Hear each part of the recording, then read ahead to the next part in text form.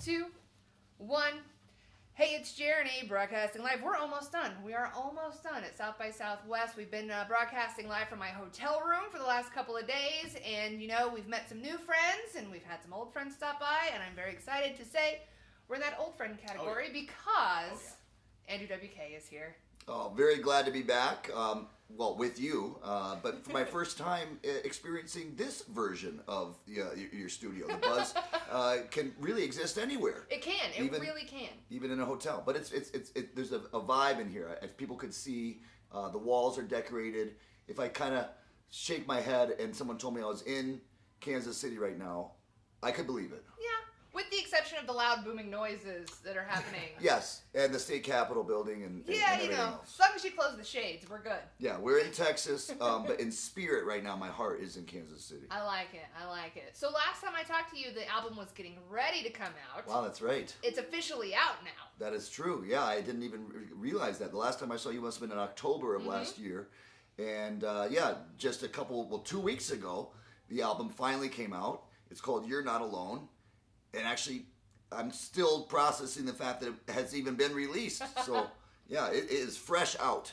Are you finding that people are already in love with it? They're singing all the words to you at shows, and they're partying right there with you? We did just play a show about an hour and a half ago, and yeah, people were singing the lyrics, and that's always a surprise. Yeah. It's fantastic. It means a lot.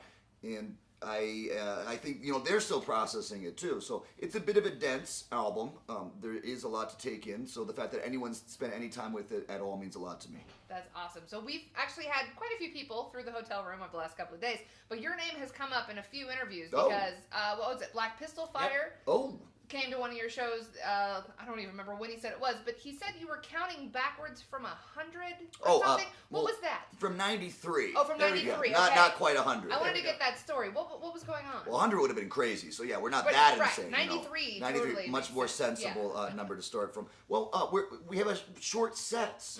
South by Southwest. Of course, there's many performers here, many acts, and they're all trying to make the most of the time they have, and the venues and the event organizers are trying to get the most acts in that they can each day. So we try to make something memorable. And, what are those memorable moments? Counting down at New Year's Eve, trying to get that big build-up. It draws everybody in.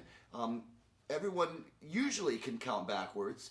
I suppose it's a skill, doing the alphabet backwards is hard, but counting backwards isn't so hard. So, and we get everyone to chant together, and then we kick into our last song. So we're building it up by counting down. I like that. And down, yeah. I like that. Oh, thank you. I feel like that's a good party strategy as well. You got to build up that party and then maybe bring it down a little bit, but then bring it back up. Yeah, like a rocket launch, right? That's always intense. 10, 9, 8, but that's not enough time because then it's over before you know it. So that's why you do 93. 93. I like that. I've never thought of that. That's great. Yeah. Thank you very much. And then we also had Albert Hammond Jr. in here a little while ago. Yes. And you guys did a show together? Is that what happened? It was a panel or a podcast, a live podcast conversation where I got to basically interview him. So I asked him about his new album, Francis Trouble, and we talked about partying, and we even discussed, he didn't have much to say about it, but I discussed nose picking. Oh. But I'll spare you from that. If you want to hear about it, just look up the podcast and you can really get into the details of picking one's nose. I love that was a podcast. Of course it was. It's amazing. Yep, that's what you can do. So how is this South by? Is this your first South by, or have you done these before? I think I have lost count. So I'm somewhere around 9, 10, 8, 11, 12. I think the first one was in 2002. And nice. Been coming sometimes every year. I didn't come last year, though, so I'm glad to be back. Yeah, I'm enjoying this one the most out of any of the others that I can remember. They kind of blur together in the best way. Sometimes I've helped contribute to the blurring by maintaining a rather controlled blackout. Right. Just riding that line between oblivion and consciousness.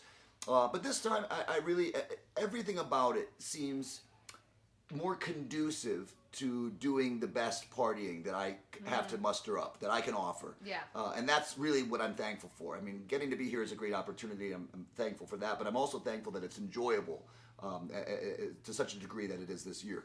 So how much party do you have left in you for the South by Southwest? Well, all of today and then tomorrow, because tomorrow is the last day for us. We go.